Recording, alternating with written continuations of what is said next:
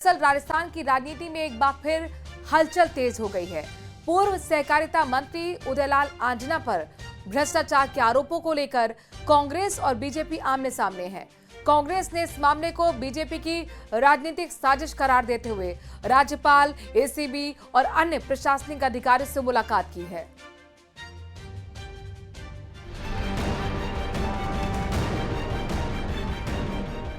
Udaylal Anjana case में कांग्रेस हमलावर, राज्यपाल और एसीबी से की मुलाकात, नियुक्तियों में गड़बड़ी के लगे आरोप। कांग्रेस के उच्च स्तरीय प्रतिनिधिमंडल ने राज्यपाल हरिभाऊ बागड़े से मुलाकात की, जिसमें कांग्रेस प्रदेश अध्यक्ष गोविंद सिंह डोटासरा, नेता प्रतिपक्ष टीकाराम जूली और पूर्व मंत्री उदयलाल आंजना शामिल थे। प्रतिनिधिमंडल ने राज्यपाल से आग्रह किया कि आंजना के खिलाफ लगाए गए आरोप बेबुनियाद हैं और भाजपा द्वारा विपक्ष को बदनाम करने की रणनीति का हिस्सा है। राज्यपाल ने स्पष्ट किया है कि उदयलाल आंजना से संबंधित कोई भी फाइल या अनुमति की पत्रावली उनके पास अब तक नहीं आई है। उन्होंने आश्वासन दिया कि यदि कोई फाइल आती है तो उसमें सभी पक्षों की बात सुनी जाएगी। राज्यपाल से मुलाकात के बाद कांग्रेस प्रतिनिधिमंडल ने एसीबी के महानिदेशक से भी मुलाकात की। इस दौरान डोटासरा ने एसीबी से आग्रह किया कि आंजना के मामले की निष्पक्ष जांच की जाए और किसी भी तरह की राजनीतिक दबाव में कार्रवाई न हो। मैं समझता हूं कि कहीं न कहीं सरकार के किसी न किसी तरीके से उस अखबार के पास में कोई न्यूज़ पहुंचाई होगी, तभी उन्होंने उस अखबार को फ्लैश किया होगा। तो हम लोग आज एक ज्ञापन लेकर के अपनी बात रखने के लिए गए थे कि साहब जो ये खबरें आ रही हैं और जिस प्रकार के समाचार पत्र के माध्यम से जो आरोपों की बात की जा रही है उनमें कहीं कोई सत्यता नहीं है। तो इसका तो समय पर मैं पूर्ण रूप से जवाब दे दूंगा, इसमें तो कोई दो राय नहीं है। मैंने मंत्री रहते ऐसा कोई कृत्य नहीं किया। ये तो सहकारिता विभाग के कर्मचारियों से, राजस्थान के किसानों से जो सहकारिता से जुड़े हुए उनसे, कि जितना नवाचार उदयलाल आंजना के मंत्री रहते हुए सहकारिता विभाग में हुआ है उतना किसी भी कार्यकाल में कभी नहीं हुआ है। लगातार ये लोग प्रयास कर रहे हैं कि कांग्रेस के नेता हैं उनको परेशान किया जाए, कांग्रेस पार्टी की छवि को खराब किया जाए, और यही कारण है। हम अभी राज्यपाल महोदय से मिलकर आए, आंजना जी के लिए जो कहा, आप ये बताइए, वो तो मना कर रहे हैं कि मेरे पास कोई फाइल ही नहीं है। वहीं मामले को लेकर बीजेपी ने क्या कहा, सुनिए। देखिए, कांग्रेस पार्टी के नेता क्या करना चाहते हैं, क्या कहना चाहते हैं, कुछ समझ नहीं आता। 3 दिन पहले प्रदेश अध्यक्ष गोविंद सिंह डोटासरा जी बड़ी बड़ी डींगे मार रहे थे कि सरकार भाजपा की, लेकिन चल हमारी रही है। अब सर हमारी ही सुन रहे हैं। अब जब उनके नेताओं के खिलाफ, उनके भ्रष्ट नेताओं के खिलाफ जांच एजेंसीज कार्रवाई कर रही हैं, तो यहाँ भाग रहे हैं, वहां भाग रहे हैं, कभी राज्यपाल जी से गुहार लगाते हैं, कभी और कहीं जा रहे हैं। डोटासरा ने कहा कि ये एक सुनियोजित साजिश है। झूठी खबरों के जरिए विपक्ष को डराने और बदनाम करने की कोशिश की जा रही है। अब आपको पूरा मामला बताते हैं। हाल ही में खबर आई थी कि उदयलाल आंजना पर सहकारी समितियों में मैनेजरों की नियुक्तियों में गड़बड़ी के आरोप लगे हैं। इसके आधार पर एसीबी ने राज्यपाल से एफआईआर की अनुमति मांगी है, लेकिन कांग्रेस की आपत्ति के बाद राज्यपाल हरिभाऊ बागड़े ने स्पष्ट किया कि ऐसी कोई फाइल उनके पास नहीं पहुंची है। वहीं दूसरी ओर सहकारिता विभाग के वर्तमान मंत्री गौतम कुमार दत्त और आंजना के बीच तल्खी बढ़ गई है। विभाग में भ्रष्टाचार को लेकर दोनों आमने सामने हैं। तो वहीं कांग्रेस प्रतिनिधिमंडल अब मुख्य सचिव सुधांशु पंत से मिलने की तैयारी में है। पार्टी का कहना है कि इस पूरे मामले को सियासी हथियार की तरह इस्तेमाल किया जा रहा है, जिसका मुंह तोड़ जवाब दिया जाएगा। राजस्थान की राजनीति में ये मामला अब केवल एक भ्रष्टाचार के आरोप का नहीं, बल्कि सत्ता और विपक्ष के बीच संघर्ष का प्रतीक बन चुका है। कांग्रेस इसे लोकतांत्रिक संस्थाओं पर हमला मान रही है, जबकि भाजपा इसे जवाबदेही की प्रक्रिया कह रही है। आने वाले दिनों में ये मुद्दा और गरमाने की संभावना है। न्यूज़ 18 राजस्थान के लिए जयपुर से अरबाज अहमद की रिपोर्ट। और मारो राजस्थान में वक्त हो गया है ब्रेकिंग न्यूज का। बीकानेर से बड़ी खबर आपको बताते हैं, जहां पर सेना की वर्दी पहनकर घूम रहे संदिग्ध को पकड़ लिया गया है। अर्जनसर में सेना की वर्दी में घूम रहा था संदिग्ध व्यक्ति। दुकानदारों ने महाजन पुलिस को सूचना दी। मौके पर पुलिस ने पहुंचकर संदिग्ध को पकड़ लिया। महाजन पुलिस संदिग्ध व्यक्ति से अब पूछताछ कर रही है। तो सेना की वर्दी पहनकर घूम रहे संदिग्ध को पकड़ा है और ये समझने की कोशिश हो रही है कि आखिरकार इस व्यक्ति ने आर्मी की वर्दी क्यों पहनी थी, इसका मकसद क्या रहा था। विक्रम जगरवाल हमारे संवाददाता इस खबर पर जुड़ गए। विक्रम, क्या अपडेट आपके पास? देखिए, ये जो शख्स है वो सेना से मिलते जुलते जो कपड़े हैं वो पहनकर आज यहाँ घूम रहा था और अर्जन सर के लोगों ने जब इसे यहाँ पर देखा है, पहले भी ऐसा बताया जा रहा है कि इस शख्स को यहाँ घूमते हुए देखा गया था और आज जब ये शख्स दोबारा दिखा तो उन्होंने ग्रामीणों ने पुलिस को इसकी सूचना दी और महाजन थाना अधिकारी जो हैं कश्यप सिंह वो मौके पर पहुंचे और उसे जो ये शख्स है उसे पुलिस जो है अब थाने पर लेकर आई है और इससे पूछताछ की जा रही है कि ये कहाँ से आया हुआ है और क्या विक्रम, चूंकि क्यों सीमावर्ती ये इलाका है, जाहिर तौर पर इस खबर को हम हल्के में बिल्कुल नहीं ले सकते। ऐसे में खुफिया एजेंसी, सुरक्षा एजेंसी किस तरह से अलर्ट मोड पर हैं और जिस तरह से जासूसों की गिरफ्तारी हो रही है, क्या इससे भी लिंक जोड़कर देखा जा रहा है? देखिए, निश्चित रूप से जो महाजन है वो सामरिक दृष्टि से बहुत महत्वपूर्ण स्थान है और महाजन से के पास ही ये अर्जनसर गांव है जहां पर इसे पकड़ा गया है। तो ये नहीं कहा जा सकता कि इसे हल्के में लिया जाए, इसीलिए पुलिस जो है इसे थाने पर लेके गई है और इसमें जी, पूछताछ चलिए की नजर गई बनाए है। रखिएगा, आगे आपसे अपडेट्स लेते रहेंगे। फिलहाल के लिए बहुत बहुत शुक्रिया विक्रम। एक और बड़ी खबर आपको बताते हैं, कोविड से जुड़ी बड़ी खबर राजधानी जयपुर से है। प्रदेश में कोविड के 24 नए मरीज सामने आए हैं। प्रदेश में कोविड मरीजों की संख्या बढ़कर 137 हो गई है। आज 23 से लेकर 89 साल की उम्र तक के मरीज पॉजिटिव पाए गए। चिकित्सा एवं स्वास्थ्य विभाग ने कोविड अपडेट जारी किया है। प्रदेश भर में लगातार कोविड मरीज बढ़ रहे हैं और मंगलवार को 24 नए मरीजों की संख्या बढ़कर अब 137 हो गई है। बड़ी बात यह है कि इसमें हर उम्र के मरीज शामिल हैं। हितेंद्र हमारे संवाददाता इस खबर पर ज्यादा जानकारी के साथ जुड़े। हितेंद्र, बहुत तेजी से कह सकते हैं कि संक्रमण फैल रहा है, तैयारियां क्या है? जी, लगातार जो है कोविड मरीज रोजाना रिपोर्ट हो रहे हैं और आज भी जो है 24 केसेस रिपोर्ट किए गए हैं। इनमें से एक केस जो है एम्स जोधपुर और एसएन मेडिकल कॉलेज और वीआरडीएल हॉस्पिटल डूंगरपुर में और 2 जो है जयपुर के ईएचसीसी में और एसपी मेडिकल कॉलेज जो बीकानेर का है वहां भी 2 मरीज पाए गए, आज रिपोर्ट हुए हैं और जेएनयू हॉस्पिटल जो जयपुर में है वहां से 4 और पी लाल पैथ लैब जो है वहां से 13 मरीज जो है वो रिपोर्ट किए गए हैं। तो इस तरह से जो है लगातार इनकी तादाद जो है लगातार बढ़ रही है। अभी तक 137 पेशेंट जो है प्रदेश भर में वो कोविड पॉजिटिव पाए गए हैं और इनमें से एक व्यक्ति की डेथ हुई है, वो कुछ दिन पहले उसकी मौत हो गई थी जयपुर में। तो इसके अलावा अभी कोई मौत का और कोई आंकड़ा नहीं है, लेकिन 137 पेशेंट। लेकिन फिर भी लोगों को सावधान रहना होगा, सतर्क रहना होगा, क्योंकि संक्रमण के मामले बहुत तेजी से बढ़ रहे हैं। शुक्रिया हितेन, तमाम जानकारी हम तक पहुंचाने के लिए। और अजमेर से बड़ी खबर है, जहां पर अवैध रूप से नकली खाद बनाने का मामला सामने आया। कृषि विभाग क्वालिटी कंट्रोल संयुक्त निदेशक के मंगल ने मीटिंग की है। कृषि विभाग ने 16 फैक्ट्री को सीज किया है। कृषि मंत्री के निर्देश पर यह एक्शन लिया गया है। किशनगढ़ में कार्रवाई की गई है। कृषि इंस्पेक्टर को उचित निर्देश दिए गए थे कार्रवाई को लेकर। अब तक 14 के खिलाफ एफआईआर भी दर्ज हो गई है। 2 संचालकों को पुलिस ने डिटेन किया है, उनसे पूछताछ की जा रही है। सभी फैक्ट्री संचालकों को जारी किए जाएंगे नोटिस, इस तरह की जानकारी भी मिल रही है। संचालकों से क्रय विक्रय बिजली बिल भी मांगे जाएंगे। कच्चा माल कहां से आ रहा था, सप्लाई कहां होनी थी, तमाम अब सवालों का सामना इनको करना होगा। फैक्ट्री में संचालित लेबोरेटरी और सैंपल की भी जांच होगी। आपको बता दें कि किरोड़ी लाल मीणा लगातार ही एक्शन मोड में है और फैक्ट्री पर ये छापेमारी की तस्वीरें भी आपको दिखा रहे हैं। अजमेर की तस्वीरें हैं। फैक्ट्री में नियम विरुद्ध जो सारा काम किया जा रहा था उसको लेकर अब एक्शन लिया गया है। फैक्ट्री के मालिकों से अब पूछताछ हो रही है। अवैध रूप से नकली खाद बनाने का ये पूरा मामला आपको हम बता रहे हैं।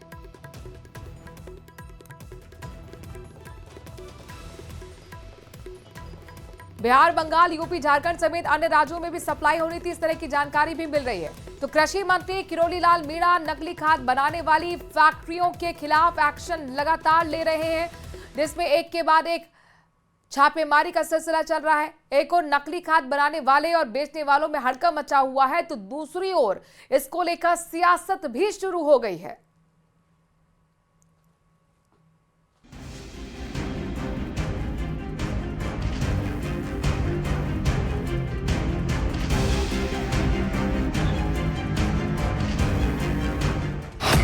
नकली खाद फैक्ट्रियों पर नकेल, किसानों से धोखा, कृषि मंत्री ने रोका, किरोड़ी के एक्शन पर सियासत, नकली खाद, नकली बीज, नकली उर्वरक बेचने वालों के खिलाफ कृषि मंत्री किरोड़ी लाल मीणा ने मुहिम शुरू कर दी है। लगातार किरोड़ी लाल मीणा अलग अलग जगहों पर औचक निरीक्षण कर रहे हैं। इसी क्रम में वो श्री गंगानगर पहुंचे। रिको इंडस्ट्री एरिया स्थित शंकर सीड्स, शक्ति seeds, harvester food, Lakshmi seed पर छापेमारी की कार्रवाई की। नकली खाद बीज बेचने वालों के खिलाफ नाराजगी जाहिर की। भरोसा दिलाया कि दोषियों के खिलाफ कड़ी कार्रवाई की जाएगी। हमारे साथ बात करने के लिए किरोड़ी लाल मीणा जी मौजूद हैं। डॉक्टर साहब, धान की कटोरी तो है राजस्थान का सबसे बड़ा कटोरा हनुमानगढ़ में, लेकिन उस धान की कटोरी को, धान के कटोरों को योजनाबद्ध तरीके से खाली करवाया जा रहा है। जो धान होता है, चाहे यहाँ पर ज्वार हो, गेहूँ हो, धान हो, सबकी घटिया क्वालिटी यहाँ पर दी जा रही है जी। और कुछ मुट्ठी भर व्यापारी इसमें इन्वॉल्व है, पूरे व्यापारी नहीं है। उन्होंने बड़ा चमकीला बीज देना किया यहाँ से चालू, जिस पर ऐसा केमिकल लगाते हैं जिससे बीज तो चमकता है, जैसे मक्का का है, ज्वार का है, लेकिन उस कपास का है, लेकिन उसकी क्वालिटी घटिया है। और उस केमिकल को मिलाने के कारण और उसकी घटिया हो गई। उस बीज को डालेंगे तो उसका जर्मिनेशन 100% नहीं होगा, थोड़ा बहुत होगा तो किसान होगा। जबकि अजमेर में अवैध खाद फैक्ट्री पर कृषि मंत्री किरोड़ी लाल मीणा के एक्शन के बाद अब राजनीतिक बयान भी लगातार तेज हो गए हैं। पक्ष और विपक्ष एक दूसरे पर अवैध फैक्ट्रियां संचालित करने का आरोप लगाते नजर आ रही हैं।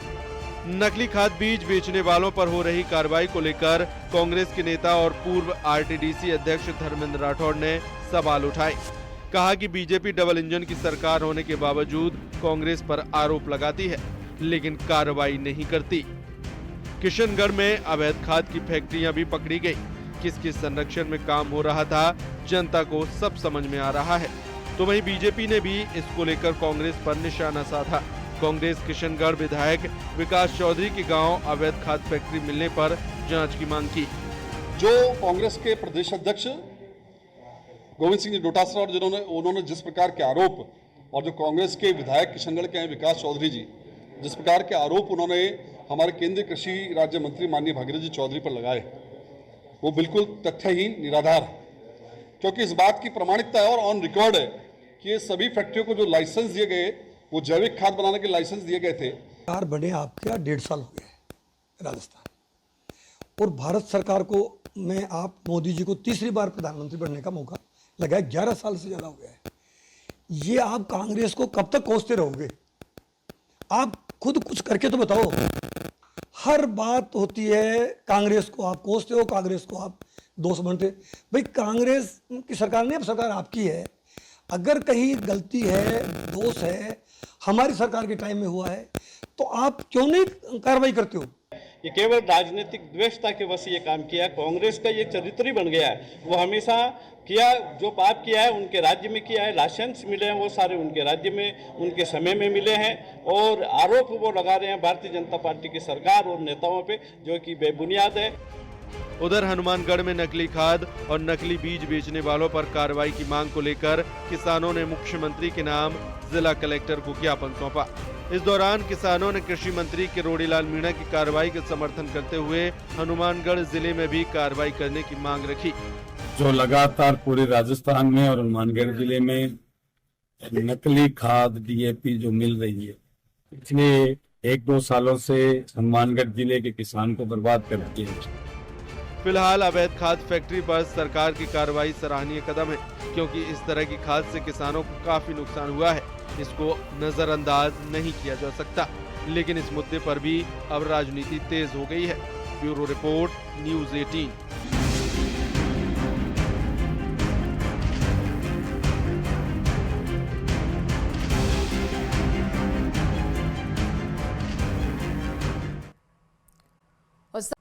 इस बीच एक और बड़ी खबर आपको देते हैं जैसलमेर से, जहां पर एसपी सुधीर चौधरी ने प्रेस वार्ता की है। जासूस शकूर खान को लेकर प्रतिक्रिया मिली है। जयपुर स्तर पर पूछताछ चल रही है। उन्होंने कहा कि जैसलमेर में संदिग्ध लोगों पर पुलिस पैनी नजर रखी हुई है। एसपी ने लालच में नहीं आने की अपील भी की। संदिग्ध गतिविधियों की जानकारी पुलिस को तुरंत दें, इस तरह की अपील भी उनकी तरफ से की गई है। साथ ही पुलिस को सूचना देने वाली की जो पहचान है उसको गुप्त रखा जाएगा, ये भरोसा भी उन्होंने दिया है। एसपी सुधीर चौधरी ने बाकायदा प्रेस कॉन्फ्रेंस की और ये बताया कि जासूस शकूर खान से लगातार पूछताछ चल रही है। जयपुर स्तर में ये पूछताछ हो रही है।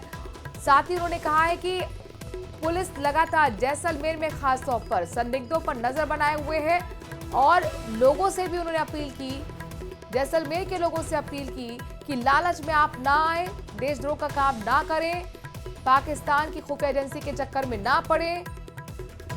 साथ ही उन्होंने कहा कि अगर आपको कोई भी जानकारी संदिग्ध व्यक्तियों की मिलती है, आप पुलिस की मदद करें, पुलिस को जानकारी दें। और ये भरोसा भी दिया गया है उनकी तरफ से कि आपकी पहचान को गुप्त रखेगी पुलिस।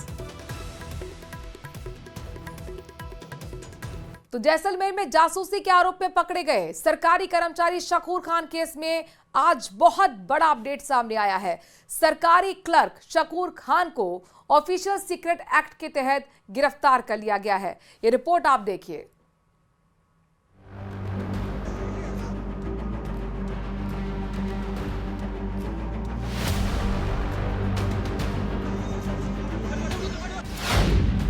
शकूर से मिले जासूसी के सबूत।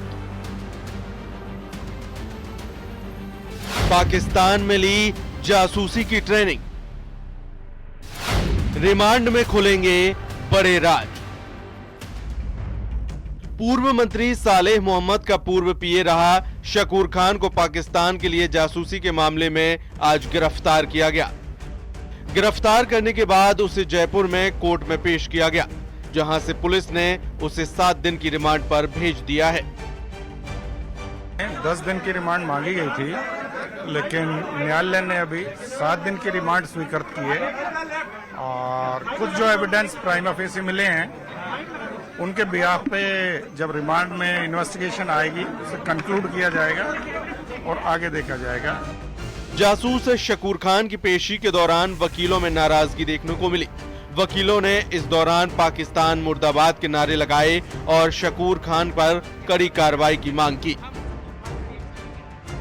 प्रथमतः मैं पूरी राजस्थान के वकील समुदाय की ओर से मैसेज देना चाहता हूं कि इस तरह के आरोपियों के लिए कोई सहानुभूति नहीं है। सरकार के जिम्मेदार पदों पर बैठे हुए व्यक्ति अगर इस तरह का कृत्य करते हैं तो राजस्थान के जितने भी अधिवक्ता समूह हैं इनका बहिष्कार करेंगे, इनकी तरफ से कोई पैरवी नहीं करेगा। जमीनी स्तर पे जो इन्वॉल्व है इसमें वो सारे लोग इसमें सामने आने चाहिए कि मंत्री साहब का एक पीए अगर इसमें इन्वॉल्व है तो इसकी जड़ें कहाँ तक गई हुई है, इसकी पूर्ण निष्ठा से निचले स्तर से ऊपर तक जांच होनी चाहिए। 28 मई को जैसलमेर से इंटेलिजेंस की टीम ने शकूर खान को पकड़ा था। शकूर को हिरासत में लेने के बाद पहले जैसलमेर में पूछताछ की गई, फिर जयपुर लाकर इंटेलिजेंस मुख्यालय में जासूसी के सबूत मिलने पर गिरफ्तार किया। पूछताछ के दौरान उस पर पाकिस्तान के लिए संवेदनशील जानकारियां साझा करने के पुख्ता सबूत सामने आए। शकूर खान जैसलमेर में रोजगार विभाग में सहायक प्रशासनिक अधिकारी है, जो जैसलमेर में बड़ौदा गांव में मंगलियों की ठाड़ी का रहने वाला है। बताया जा रहा है कि शकूर ने कई बार पाकिस्तान की यात्रा कर जासूसी की ट्रेनिंग ली। कहा जा सकता है कि जो देश विरोधी हैं उनके लिए कोई स्थान नहीं है और आज इन्हें कोर्ट में पेश किया गया, जहां पर कोर्ट ने 7 दिन की जो है वो पुलिस रिमांड जो है शकूर खान को लेकर दी गई है। इस बीच जो इंटेलिजेंस एजेंसियां हैं वो शकूर खान से पूछताछ करेगी। शकूर खान की गिरफ्तारी के बाद सियासत भी हाई है। कांग्रेस बीजेपी के नेता एक दूसरे पर हमलावर हैं।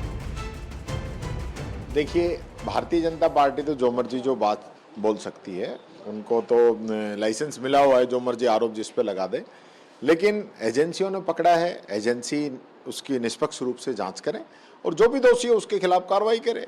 हम एजेंसियों के सहयोग करने के लिए तैयार हैं, हम जहां भी वो मदद चाहें वो मदद के लिए तैयार हैं। लेकिन जांच जो है वो पारदर्शी तरीके से होनी चाहिए। हम किसी का भी कोई ये नहीं कोई गलत काम करता है उसका कांग्रेस कोई पक्षधर है, कतई नहीं। कांग्रेस के पूर्व मंत्री वरिष्ठ मंत्री रहे हैं और सुदूर पश्चिम से आते हैं जो हमारा बॉर्डर एरिया है, और एक समुदाय से आते हैं, और उनके साथ रहे हुए उनके पीएस या जो भी उसके संज्ञा दें, एक अधिकारी ने अगर कोई हमारे आंतरिक सुरक्षा की मैसेज लीकेज किए हैं या उन पर जो आरोप लगे हैं अगर सत्य है तो इससे गंभीर विषय कुछ हो ही नहीं सकता। कोई भी मामला आता है, सरकार जो भी होती है वो मुकदमा दर्ज करके या जांच करके जो दोषी होता है उसके खिलाफ कार्रवाई करे, किसी को कोई ऐतराज नहीं है। लेकिन किसी का पीए रहना, किसी के स्टाफ में काम करना या किसी सरकार के समय में वो अधिकारी पोस्टेड होना, उससे उस सरकार का, उस मंत्री का, उस विधायक का कोई दोष साबित नहीं हो जाता है। शकूर के सरकारी कर्मचारी होने के बावजूद विभाग को बिना सूचना दिए विदेश यात्रा करने से कई सवाल उठ रहे हैं। फिलहाल इंटेलिजेंस एजेंसियां इस केस की तह तक जाने की कोशिश में जुटी हैं। जांच में और भी बड़े खुलासे हो सकते हैं।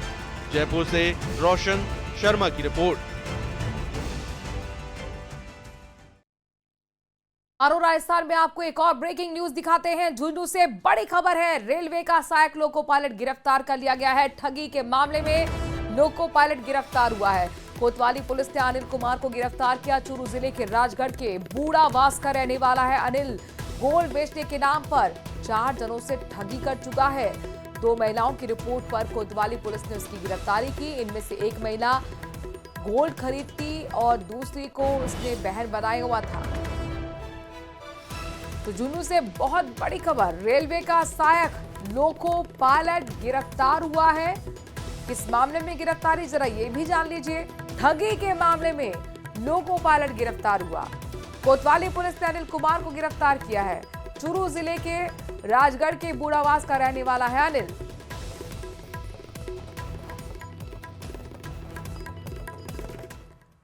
और इसी की न्यूज बड़ी खबर जयपुर से है, जहां पर प्रदेश में अपराध को लेकर हमलावर हुई है कांग्रेस। प्रताप सिंह खाचरियावास ने बीजेपी पर हमला बोला है। कहा प्रदेश में कानून व्यवस्था चौपट हो चुकी है। हत्या, लूट, डकैती, बलात्कार से आमजन दहशत में है। रिटायर्ड पुलिस अधिकारी के बेटे की सरेआम हत्या कर दी गई। झालावाड़ में बीजेपी नेता की हत्या हुई। कोई सुरक्षित नहीं है। सोशल मीडिया पर पूरे देश में सबसे असुरक्षित शहरों में राजधानी जयपुर आने लगी है। कानून व्यवस्था की पूरी जिम्मेदारी राज्य की बीजेपी सरकार की है। मुख्यमंत्री को आगे बढ़कर कानून व्यवस्था को ठीक करने के लिए कदम उठाने चाहिए और सख्त से सख्त कदम उठाने चाहिए। राजस्थान में कोई भी सुरक्षित नहीं है। जब से बीजेपी की सरकार आई है कानून व्यवस्था चौपट हो गई। 2 दर्जन से ज्यादा रोज हत्याएं हो रही है, बलात्कार हो रहे हैं, बच्चियों के साथ बलात्कार हो रहे हैं, गैंगवार हो रहा है, बड़े बड़े गैंग पनप गए। कोई आदमी सुरक्षित ना तो रेस्टोरेंट में जा सकता है ना ढाबे में जा सकता है। खुलेआम लोग इकट्ठे होकर आते हैं, उठाकर ले जाते हैं, हत्या कर देते हैं। अभी चित्तौड़गढ़ में हत्या हुई, दर्दनाक तरीके से रिटायर्ड पुलिस अधिकारी के बेटे की हत्या हो गई। एक जगह झालावाड़ में बीजेपी के नेता की हत्या हो गई। ये तो 2 घटनाएं जो सामने आ गई। बजरी माफिया रोज आतंक है। बजरी के नाम पर रोज गैंगवार होते हैं। बजरी के लिए लोग लड़ रहे हैं और बजरी के पीछे किसका हाथ है ये पूरी बीजेपी सरकार को पता है। मुख्यमंत्री जी के पास डिपार्टमेंट है। मुख्यमंत्री जी से मैं एक ही बात कहना चाहूंगा, आपको खुद को आगे बढ़कर इनिशिएटिव लेना पड़ेगा। आप गूगल पे जाइए, यूट्यूब पे जाइए, पूछिए देश का सबसे सुरक्षित शहर कौन है, तो उसमें आता है जयपुर। खबर झालावाड़ से है, जहां पर सुरेन मेवाड़ा हत्याकांड का पुलिस ने आखिरकार खुलासा कर दिया है। पुलिस ने मुख्य आरोपी ललित स्वामी के साथ 3 आरोपियों की गिरफ्तारी कर ली है।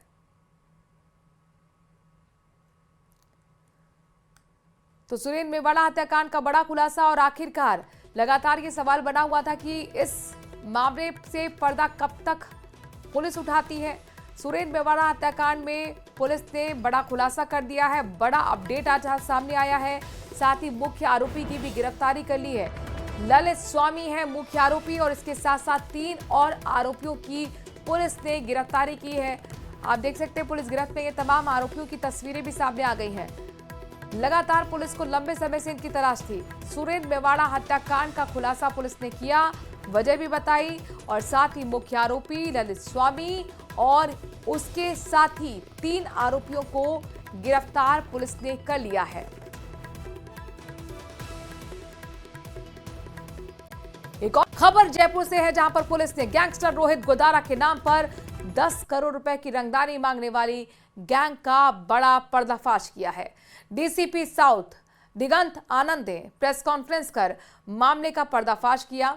सोडोला थाना पुलिस ने गैंग में शामिल 4 युवकों को गिरफ्तार किया है। इनमें 3 आरोपी सीके बिरला हॉस्पिटल में कर्मचारी बताए जा रहे हैं, जबकि गैंग का मास्टरमाइंड जयप्रकाश कुमावत है, जो ऑनलाइन सट्टेबाजी करता था और सीके बिरला हॉस्पिटल में डायलिसिस डिपार्टमेंट में काम करता था।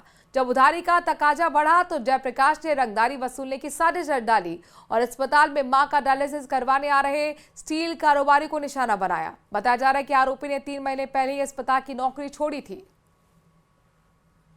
राजधानी जयपुर में एक स्टील कारोबारी को गैंगस्टर रोहित गोदारा के नाम से धमकी देकर के 10 करोड़ रुपए की रंगदारी वसूलने का मामला सामने। इस मामले में सोडला थाना पुलिस ने ऐसी गैंग को पकड़ा है जो कि गैंगस्टर रोहित गोदारा के नाम से स्टील कारोबारी को धमकी दे रही थी। इनमें शामिल 3 आरोपी सीके बिरला हॉस्पिटल में कर्मचारी भी बताए होना जा रहे हैं। वहीं पर ये सामने आया कि गैंग का मास्टरमाइंड जयप्रकाश कुमावत है, जो कि ऑनलाइन गेमिंग का सट्टेबाजी का शौक रखता था। उसी चक्कर में जब उसके ऊपर कर्ज बढ़ा तो जयप्रकाश ने अपने साथियों के साथ मिलकर के स्टील कारोबारी को निशाना बनाया।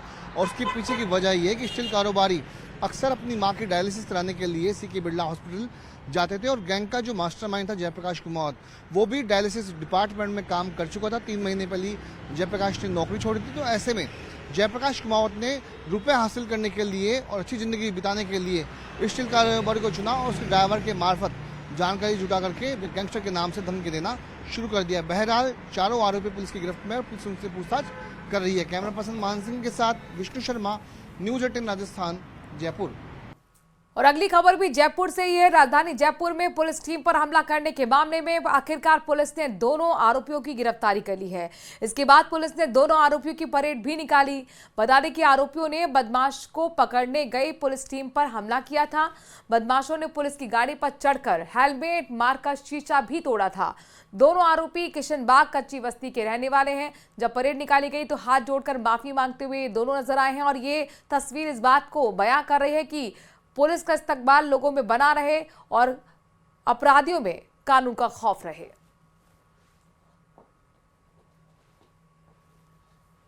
भ्रष्टाचार के खिलाफ एसीबी लगातार कार्रवाई कर रही है और भ्रष्ट अधिकारियों को रिश्वत लेते हुए रंगे हाथों गिरफ्तार कर रही है।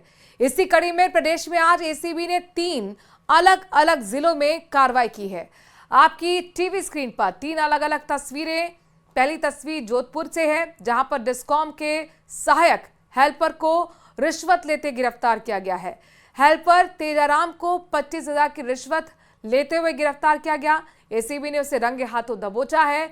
तो वहीं चित्तौड़गढ़ में भी एसीबी ने ब्लॉक परियोजना प्रबंधक राजीविका विभाग डूंगला के ब्लॉक परियोजना प्रबंधक ममता माली को 2500 रुपए की रिश्वत लेते हुए रंगे हाथों गिरफ्तार किया। तीसरी तस्वीर करौली से आई है। यहां पर कैला देवी में एसीबी ने पटवारी दीपक कुमार को रंगे हाथों 17,000 की रिश्वत लेते हुए पकड़ा है। और बारू राजस्थान में अगली खबर लेते हैं चूरू से, जहां पर होटल सन सिटी पर फायरिंग मामले में पुलिस ने एक्शन लिया और लॉरेंस गैंग का हार्डकोर अपराधी आदित्य जैन को गिरफ्तार कर लिया। गिरफ्तारी के बाद कोतवाली पुलिस ने कड़ी सुरक्षा में हार्डकोर आदित्य जैन को कोर्ट में पेश किया है। इस दौरान चप्पे चप्पे पर पुलिस का जाब्ता भी मौजूद रहा। कोर्ट ने आरोपी को 5 दिन की रिमांड पर भेजा है। पुलिस की रिमांड ये रहेगी। बता दें कि 17 अगस्त को 2024 को होटल सन सिटी पर रंगदारी मामले में फायरिंग हुई थी। अब तक इस मामले में 9 आरोपियों को पहले ही जेल भेजा जा चुका है। और अगली खबर आपको अलवर से दिखाते हैं, जहां पर क्रिकेट मैच पर ऑनलाइन सट्टा लगवाने के मामले में पुलिस ने बड़ी कार्रवाई की है। पुलिस ने गिरोह के सरगना सॉफ्टवेयर इंजीनियर समेत 3 को गिरफ्तार किया। आरोपियों के कब्जे से पुलिस ने करीब 150 करोड़ रुपए का हिसाब और कई बैंक खातों में मिले हैं। बताया जा रहा है कि पकड़े गए आरोपियों का राजस्थान, उत्तर प्रदेश, मध्य प्रदेश में सट्टे का जाल फैला हुआ है। पुलिस ने आरोपियों के कब्जे से 6 मोबाइल, 2 लैपटॉप, हार्ड ड्राइव और 15 एटीएम के साथ एक एसयूवी भी बरामद की है। आरोपी ने ऑनलाइन सट्टे के लिए 30 से ज्यादा वेबसाइट बनाकर 6000 से ज्यादा आईडी एक्टिव की, जहां पर सरेआम क्रिकेट पर सट्टा लगवाया जा रहा था। महारेव सट्टा ऐप की कामयाबी देखकर आरोपी प्रेरित हुए थे। कुछ समय पूर्व ये सूचना आई थी, है ना, वेरीफाई किया गया था। इस पर SHO MI अजीत जी और हमारे साइबर सेल के इंचार्ज संदीप जी, इन्होंने काफ़ी गहनता से काम किया। तो 3 इसमें व्यक्ति हैं, नितिन पालीवाल, महेश शर्मा और पीयूष शर्मा। ये तीनों ही लड़के बीटेक हैं, मतलब इंजीनियरिंग डिग्री कर रखी है लोगों ने। तो खुद ये लोग डेवलप करते हैं, मतलब ऐप टाइप वेबसाइट डेवलप करते हैं और उसमें आपके नीचे फिर उसके एडमिन बनाते हैं, मिनी एडमिन, सुपर मास्टर, इस तरह से एक चैन बनाते हैं और एजेंट, क्लाइंट और प्लेयर तक पहुंच जाता है। वर्चुअल करेंसी क्रिएट करते हैं, क्रिएट करके फिर उसको डिस्ट्रीब्यूट करते हैं अप टू प्लेयर्स तक। आईडी और पासवर्ड से जो प्लेयर होते हैं वो उसमें एक्सेस ले लेते हैं। वर्चुअल करेंसी को वो खरीदते हैं, जैसे किसी ने 5,000 रुपये की 5,000 वर्चुअल करेंसी खरीदी तो 5,000 रुपये देंगे उसको। पैसे का ट्रांजेक्शन है तो बैंक अकाउंट से होता है, हवाला से होता है, इस तरह से है। और अब आपको लिए चलते हैं टोंक, जहां पर सुरेली गांव में हैवान पति ने पत्नी को मार डाला। पारिवारिक झगड़े में पति ने पत्नी पर कुल्हाड़ी से हमला किया। बीच बचाव करने आई नाबालिग बेटी के सिर पर भी हमला किया। गंभीर हालत में दोनों को सादत अस्पताल पहुंचाया, जहां डॉक्टर ने पत्नी को तो मृत घोषित कर दिया, तो वहीं बेटी का इलाज चल रहा है। घटना की जानकारी पर बनेटा पुलिस भी मौके पर पहुंची। आज सुबह करीब 4 बजे में इतला मिली कि ग्राम सुरेली में रामसाई सनोप जय किशन रेगर अपनी पत्नी काली देवी उम्र 35 साल की कुल्हाड़ी से मारकर हत्या कर दी। तो परिजनों ने बताया कि उसके बताए अनुसार हम वहाँ सुरेली पहुँचे, पता चला कि उसके मजरूपों को यहाँ सादत अस्पताल टोंक में लेकर आए। सर वो दारू पी रखा था। हाँ, पहले भी मारपीट करता था, रोज ये से ही चलता था, रोज 5 रेत चलता था। सर वो उसने इस दिन कल रात्रि को ये घटना कर दी। और बात मौसम की करते हैं। दरअसल राजस्थान में अचानक मौसम का मिजाज बदल गया है, जिससे प्रदेश के कई इलाकों में तेज बारिश हुई है। बारिश से कई जगहों पर जलभराव की स्थिति देखने को मिली। सीकर जिले में हुई झमाझम बारिश से सड़कें तालाब में तब्दील हो गईं। नगर में सुबह 1 घंटे तक बारिश हुई, जिसके कारण सड़कों, बाजारों में जलभराव की स्थिति हो गई। शहर के गांधी चौक, बाजार, बाईपास रोड, नालियाबास, जमालपुरा, इन तमाम क्षेत्रों में पानी भरा। डेडवाना में भी जलभराव की स्थिति बनी रही, जिससे लोगों को आने जाने में दिक्कतें हुई। तो अजमेर में भी हुई बारिश से लोगों को गर्मी से राहत जरूर मिली है।